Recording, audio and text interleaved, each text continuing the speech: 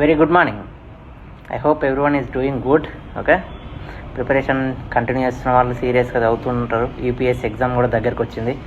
So all the best first of all. So ఈరోజు మనకు వరంగల్కి సంబంధించినటువంటి చపాటా మిర్చికి మనకు జిఐ ట్యాగ్ వచ్చింది. ఓకే, ఇది వచ్చేసి మీకు 18th ఇది గుర్తుపెట్టుకోండి. మనకు 17th ఉంది కదా, నేను లాంగ్ బ్యాక్ పెట్టిన వీడియో ఫస్ట్ నుంచి స్టార్టింగ్, అంటే అప్పటి నుంచి ఫాలో అయ్యే వాళ్ళకైతే అవన్నీ ఫాలో అయ్యి ఉంటారు, కొత్త వాళ్ళకి కొంచెం తెలియదు.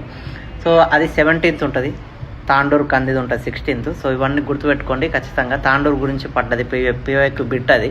సో నెగ్లెక్ట్ చేయకండి. జిఐ ట్యాగ్ గురించి కొత్తగా అఫీషియల్గా న్యూస్లో వచ్చింది కాబట్టి రీసెంట్ కరెంట్ అఫైర్స్లలో, తెలంగాణ కరెంట్ అఫైర్స్లలో మెయిన్గా వచ్చేసి జిఐ ట్యాగ్ గురించి ఉంటుంది. సో దానికి సంబంధించిన డీటెయిల్ మొత్తం వచ్చింది ఈరోజు. చూడండి, ఆర్టికల్ పెడుతున్నా. ఓకే, సో వరంగల్ చపాటా మిర్చికి భౌగోళిక గుర్తింపు జిఐ ట్యాగ్ 18th అనమాట. సో వరంగల్ చపాటా మిర్చికి భౌగోళిక గుర్తింపు లభించింది. సో ధృవీకరణ పత్రం వచ్చింది. శ్రీకొండ లక్ష్మణ్ ఉద్యాన విశ్వవిద్యాలయ ఉపకులాపతి దండ రాజిరెడ్డి. సో ఇవన్నీ మీకు అవసరం లేదు, బట్ ఎన్నోదంటే వరంగల్ చపాటా మిరపకాయ ఇప్పుడు 984 అనమాట.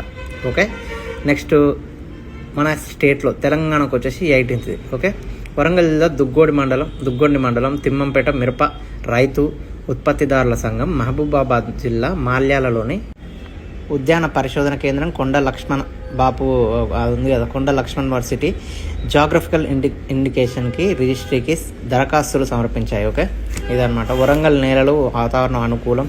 వరంగల్ చపాటా మిరపకాయ పండ్లు లావుగా ప్రకాశవంతంగా ఎరుపు రంగులో ఉంటాయి. కొద్దిగా టమాటా ఆకారంలో ఉండే వీటిని టమాటా మిరపకాయ అంటారు. ఓకే, ఇవి ఆల్సో కాల్డ్ యాజ్ టమాటా మిరపకాయ. ఇది గుర్తుపెట్టుకోండి, అలా మీరు అటు ఇటు అయ్యే ఛాన్స్ ఉంటుంది. తక్కువ ఘాటుతో రుచికరంగా, శుద్ధికి ఎగుమతికి అనువుగా ఉంటాయి. పచ్చళ్ళకు ఇది చాలా ఫేమస్ అన్నమాట. మిర్చి పొడిని అధికంగా వాడుతుంటారు. మిఠాయిలతో పాటు ఆహార, సౌందర్య పానీయాలు అన్నిట్లలో ఉపయోగిస్తుంటారు. ఓకే, స్థానిక నేలలు వాతావరణ అనుకూలం. ఉమ్మడి వరంగల్లోనే, అంటే వర్షపాతం ఇవన్నీ ఉంటాయి కదా, దానికి అనుకూలంగా అక్కడ నేలలు ఉంటాయి కాబట్టి దానికి సంబంధించినటువంటి పంట ఈ విధంగా వస్తుందని చెప్పేసి దీనంతా సారాంశం. సో పాస్ చేసుకొని చదివితే మొత్తం చదవండి. సో ఇదైతే హైలీ ఇంపార్టెంట్. ఓకే.